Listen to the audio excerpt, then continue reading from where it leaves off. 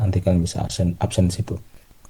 Nah, nanti kalau misalkan terlambat kalian baru absen misalkan jam 9 nggak apa-apa, nanti saya akan rekap nanti pas akhir sesi gitu ya. Jadi saya tunggu sampai akhir sesi ini.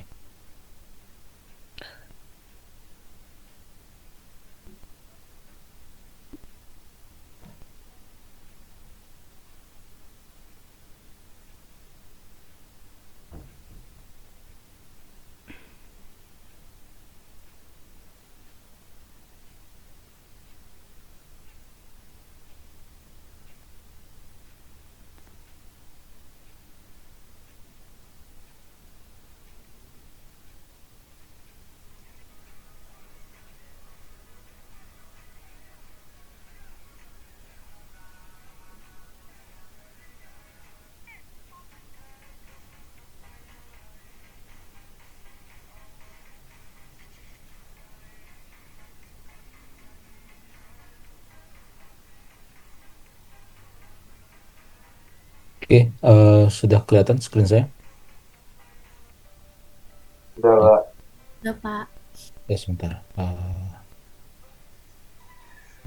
Screen dulu sebentar. Wait, wait.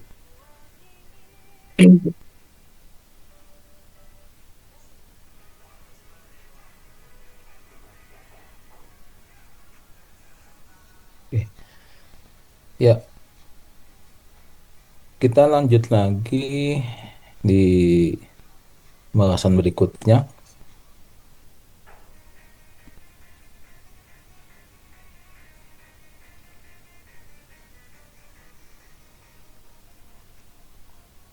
Nah, kalau minggu lalu ya kita sudah bahas detail mengenai framework gitu ya, framework pada e-commerce gitu ya.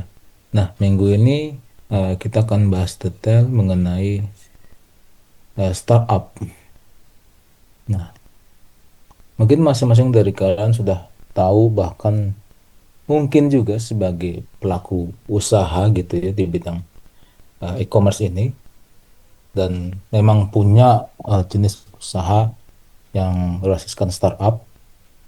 Nah, pertanyaannya apa sih startup itu gitu ya? Oke, kita bahas. Startup di sini merupakan perusahaan baru atau rintisan yang merujuk pada perusahaan yang belum lama beroperasi. Nah, maksudnya di sini adalah jadi karena sekarang ini banyak pelaku usaha yang juga pegiat dari internet gitu ya. Nah, internet sendiri menjadikan salah satu backbone utama mendukung kegiatan transaksi.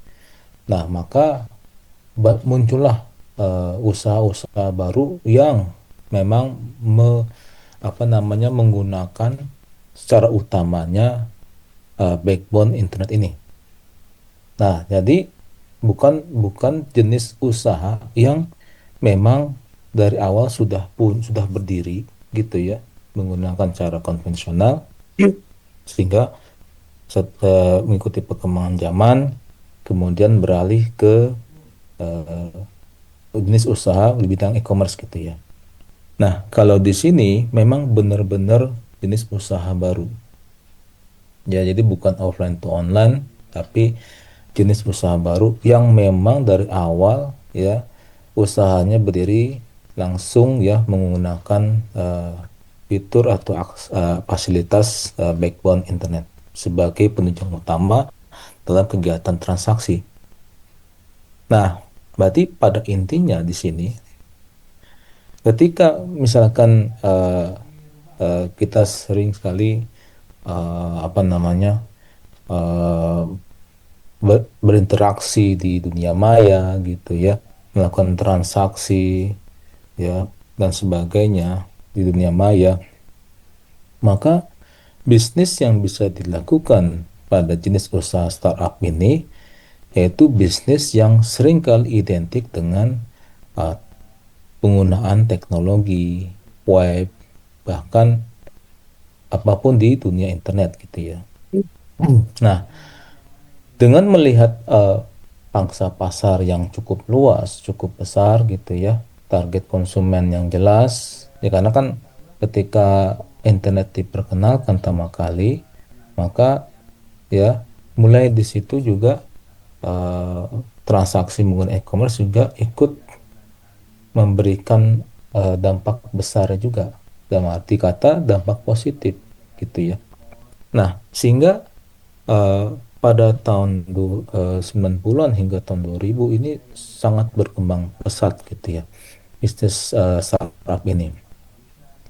Kenapa? Karena rata-rata pelakunya lebih banyak condong ya melakukan usahanya bergerak di bidang teknologi dan sebagainya gitu ya. Nah, bahkan menurut dailysocial.net tahun 2015 saja di sini setidaknya sudah tercatat ya sudah lebih dari 1.500 startup.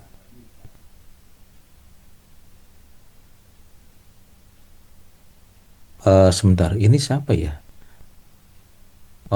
Ini kalau kalau saya lihat ini kayaknya bukan mahasiswa by system kali ya. Ini nggak akan saya admit ya.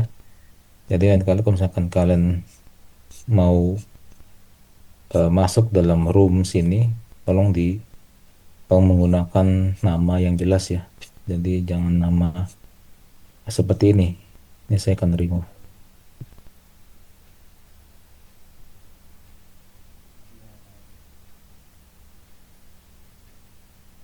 Oke. Nah, kita balik lagi tadi. Nah, sehingga ketika eh, bisnis startup ini menjadi primadona gitu ya. Nah, maka eh, dari tahun ke tahun gitu ya, bis ini menjadi potensial apa namanya lahan basah dalam melakukan eh, untuk melakukan usaha ya yang berbau teknologi gitu. Nah, memang secara aktualnya memang gitu ya. Secara aktualnya eh, tidak semua jenis eh, bisnis ya, semua jenis usaha yang berbau teknologi ya atau kita sebutnya bisnis startup ini eh, viral atau bahkan mengalami untung besar gitu ya. Kita sebutnya gitu ya. Atau mendapatkan profit cepat gitu ya di dunia maya ini gitu ya. Yang menggunakan backbone internet sebagai pendukung utama gitu ya. Nah, cuman ya memang sebenarnya secara konseptual dengan secara realnya memang berbeda gitu ya secara konsep karena melihat banyak pengguna internet ya banyaknya pengguna internet sehingga eh, pangsa pasarnya jadi lebih jelas gitu ya tapi belum tentu bisa kita mencapai atau menggapai market atau target pasar atau target konsumen tersebut tanpa apa? Tanpa ada faktor atau tanpa ada komponen utama yang eh, harus kita kuatkan gitu ya. Contohnya apa? Misalkan kan minggu lalu saya udah jelaskan mengenai komponen utama pembentuk trust gitu ya. Nah, salah satunya adalah marketing atau pemasaran ya. Kalau misalkan komponen-komponen itu pembentuk trust itu tidak dikelola, tidak di-maintain dengan baik, maka uh, mungkin ya kemungkinan profit profit pada tahun-tahun berikutnya itu bisa tidak bisa menjadi bahkan bisa menurun gitu ya kalau kita lihat. Nah, banyak bisnis startup yang memang naik turun bahkan eh, turnovernya tinggi gitu ya, sering keluar masuk peredarannya gitu dan sebagainya. Nah, Sebenarnya gini, secara bisnis semua sama, ya mau jenis konvensional ataupun menggunakan e-commerce sebenarnya sama. Yang membedakan adalah bagaimana kita melihat peluang, ya, dan melihat ancaman sebagai nilai pengalaman, ya, nilai experience kita gitu ya. Nah, contohnya misalkan seperti ini yang konvensional ya, yang saya sering lihat gitu ya. Bahkan sering banget diulas di media YouTube gitu ya. Contohnya seperti Sate Ratu gitu ya. Nah, belum lama ini pemilik atau owner Sate Ratu diwawancara di salah satu podcast atau salah satu eh, konten gitu ya.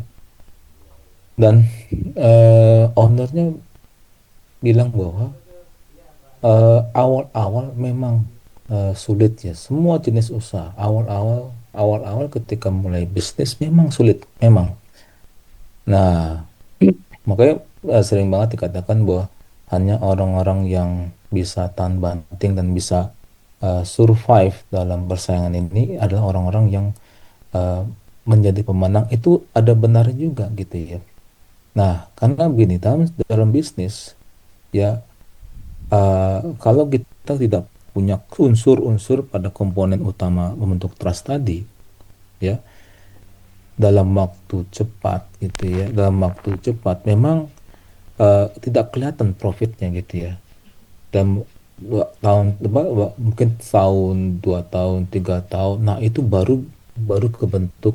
Oh ya, nyata mulai naik profitnya, mulai banyak konsumen yang datang, mulai banyak produk yang terjual dan seterusnya.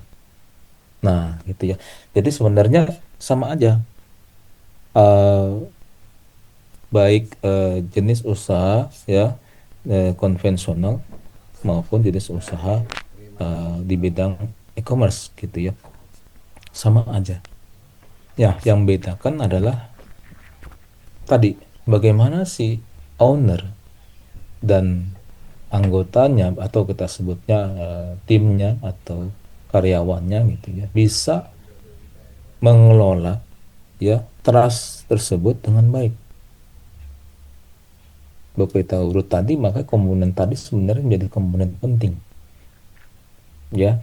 Contohnya apa? Misalkan kalian yang sering kali jualan eh, di internet gitu ya, di toko hijau atau toko kuning gitu ya.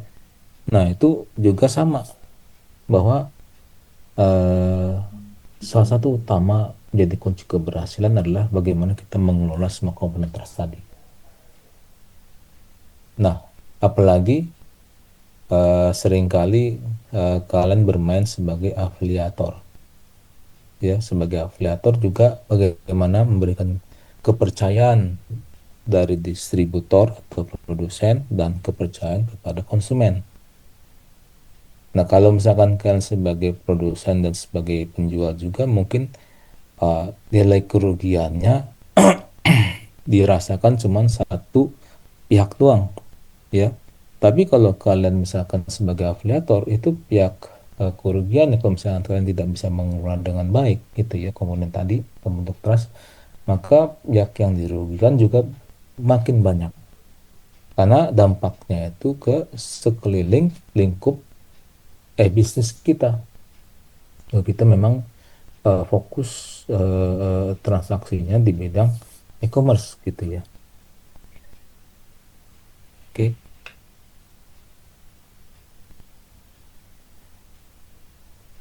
Nah, kemudian, nah, ini sebagai contoh seperti ini nih. Nah, contohnya seperti eh, s- apa namanya, Airbnb ya, ini produk Airbnb. Jadi Airbnb sendiri sebenarnya salah satu agen travel ya, yang memang dia punya bisnis perhotelan, transportasi dan sebagainya gitu ya, yang memberikan jasa servis kepada konsumen. Nah, ketika misalkan kita mau travel, mau mengunjungi suatu negara dan sebagainya gitu ya. Nah, ini juga sama. Ketika dia mulai usahanya, bisnis startupnya dari awal gitu ya. Ini memang awal kalau kita ya sebagai owner pun dia sebenarnya gini. Kalau eh, kita pemilik usaha gitu ya, beda dengan pengelola usaha ya. Pemilik usaha dia punya visi dan misi yang jelas. Nah, pengelola usaha dia harus punya misi yang sejalan dengan owner. Biarkan visi dikelola oleh si owner, tapi misinya itu harus dijalankan oleh pengelola dengan baik. Ketika dalam perjalanan ini memang nggak semudah apa yang dibayangkan. Banyak kegagalan terjadi gitu ya, banyak masalah dan sebagainya. Tapi itulah the best experience ketika kita apa namanya melakukan usaha. Kita sebagai pelaku usaha. Bahkan kalau kalian gini, saya sendiri sebagai tentunya ya, saya sebagai konsultan gitu, saya di sini adalah menjual service ya jasa kepada perusahaan gitu ya. Nah, maka secara individu saya itu membawa nama sendiri, bagaimana nama saya bisa di eh, dikenal atau mungkin eh, bukan dikenang ya, beda dikenal dengan kenang ya, dikenal oleh banyak perusahaan dengan keahliannya gitu ya. Nah, ketika kita menjual services ya dengan baik gitu ya, kita memberikan trust kepada perusahaan sehingga perusahaan ya ataupun pemakai jasa itu juga bisa loyal dengan kita.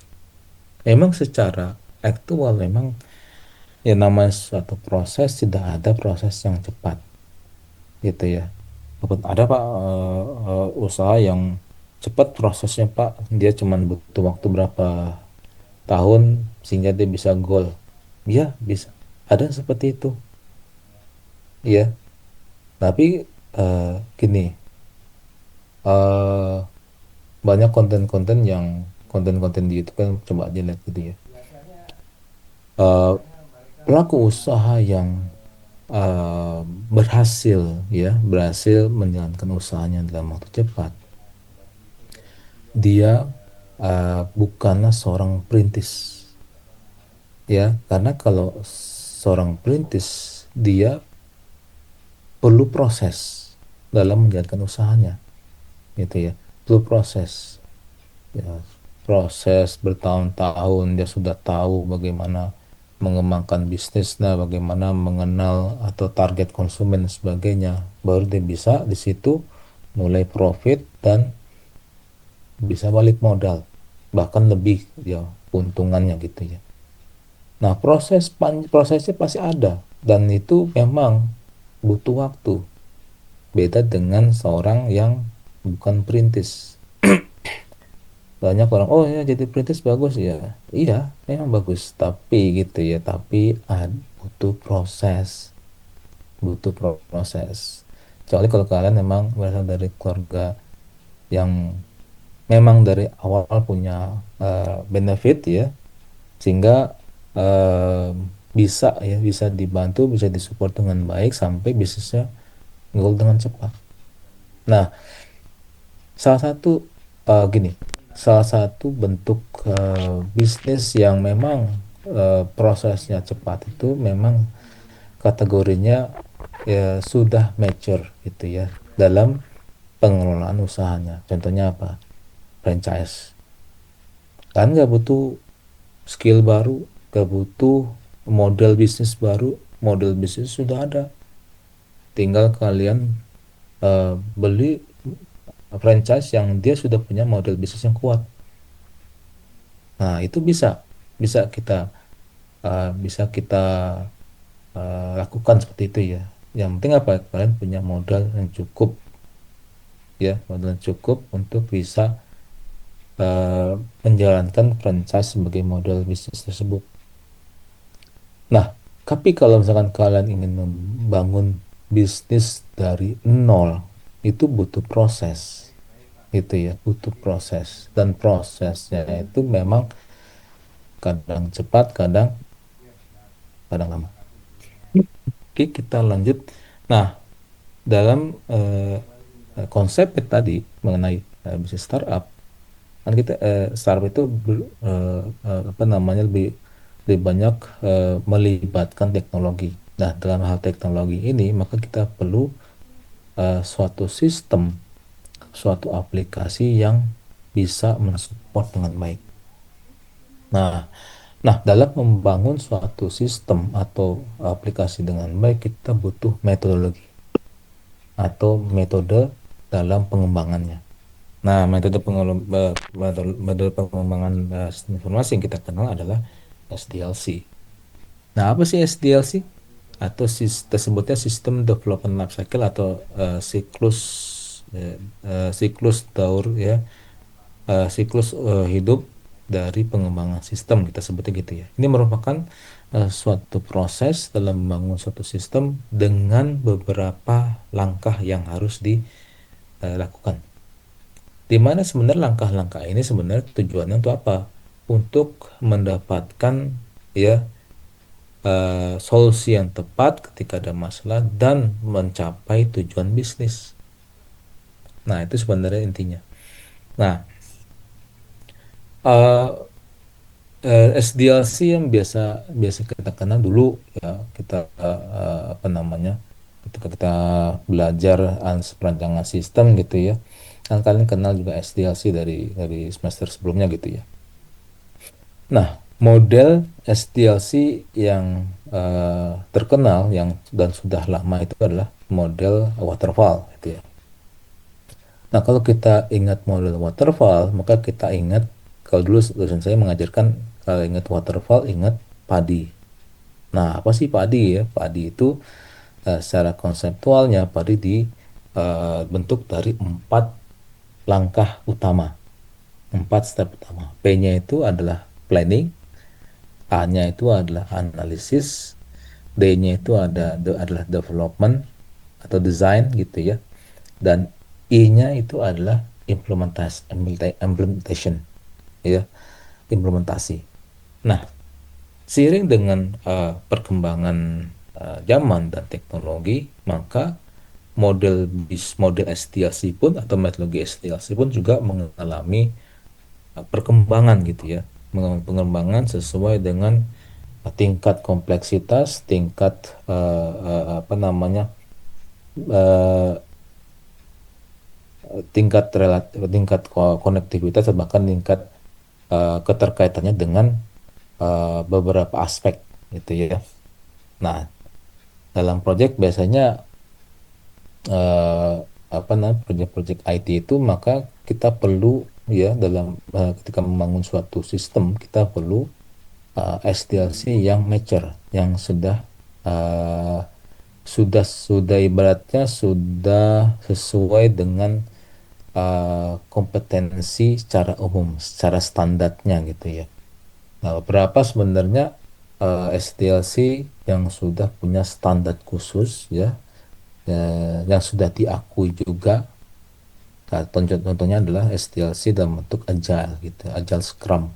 Nah, itu bentuk SDLC yang ibaratnya dia udah punya standar standar khusus dan resmi yang dikenal banyak perusahaan, banyak organisasi, atau bahkan banyak pelaku proyek-proyek IT yang menggunakannya gitu ya, dalam mengembangkan suatu sistem informasi atau aplikasi secara mature ya, dan menyesuaikan dengan tingkat resiko yang ada.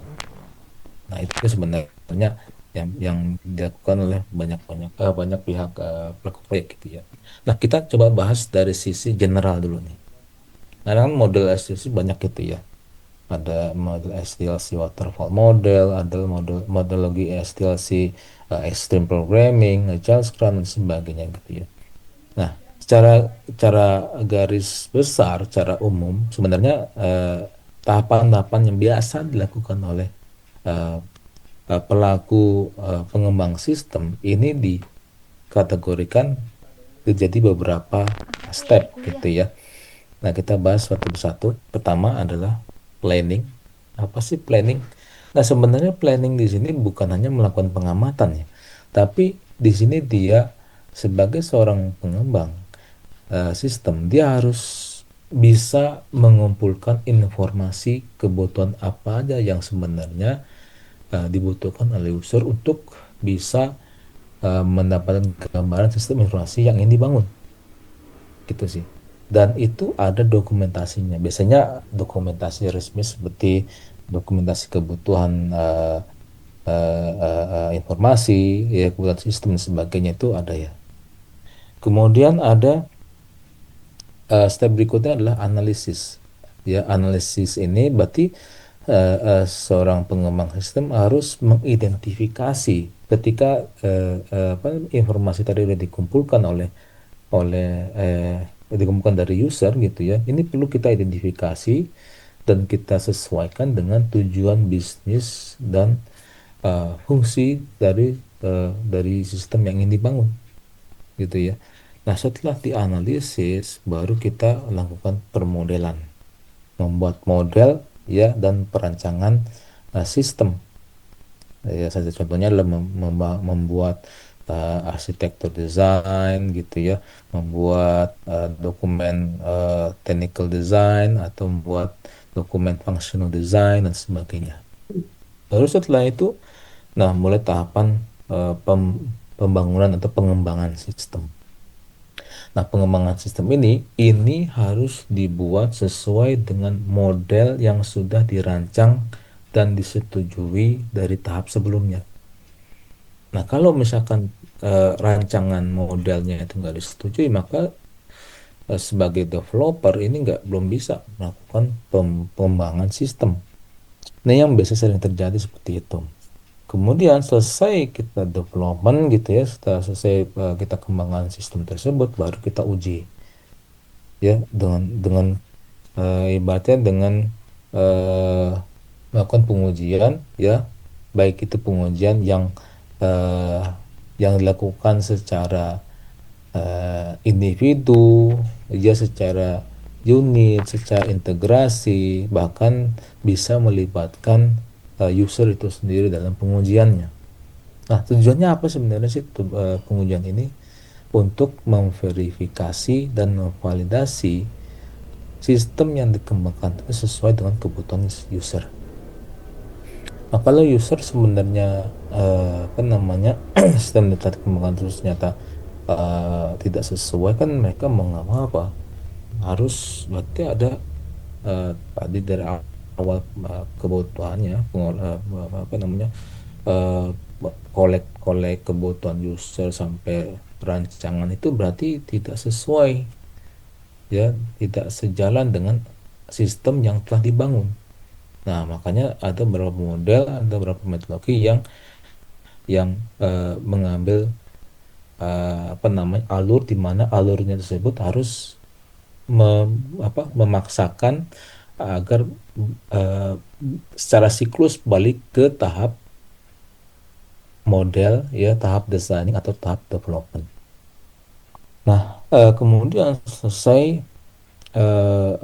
testing tadi, maka ketika user sudah approve gitu ya, sudah ACC, maka dari pengembang sistem tersebut sudah ya, sistem yang telah dibangun tersebut maka sudah siap untuk diimplementasi ke dalam environment environment sistem yang ada di user ya, sehingga bisa diintegrasi. Tujuannya itu integrasi dengan aku misalkan user punya informasi sistem yang sudah established, maka mereka harus sistem yang dibangun harus siap untuk diintegrasi gitu. Nah, selesai diimplementasi, nah tahapan berikutnya adalah menyerahkan menyerahkan sistem tersebut kepada user ya, dengan apa? Waranti.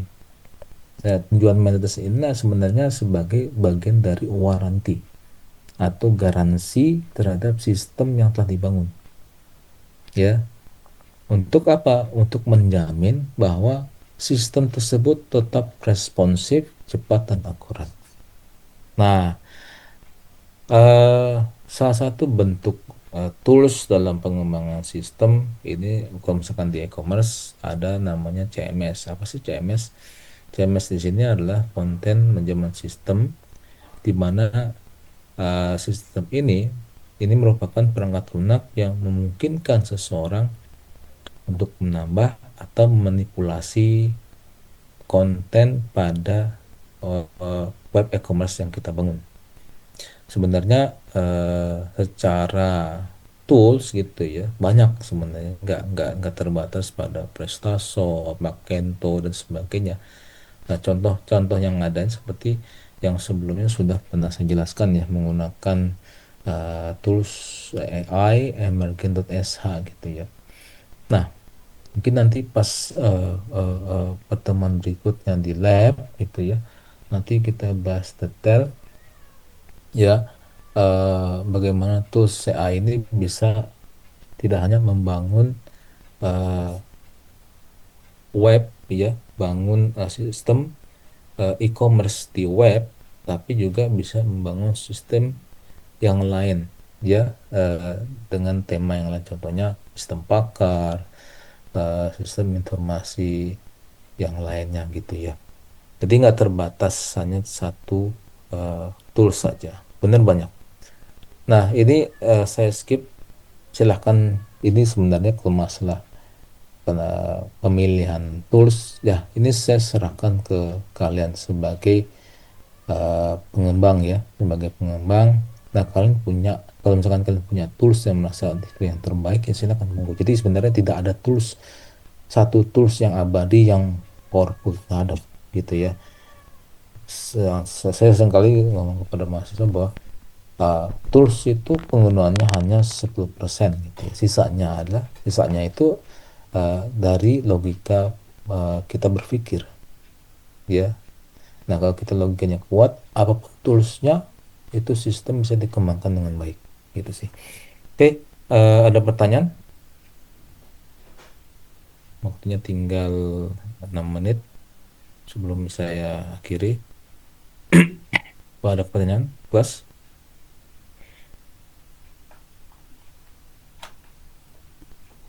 Tidak ada, Tidak. Pak. Oke, kalau tidak ada, saya minta kalian open kamera. Nanti setelah ini saya mau dokumentasi. Ini udah semua ya.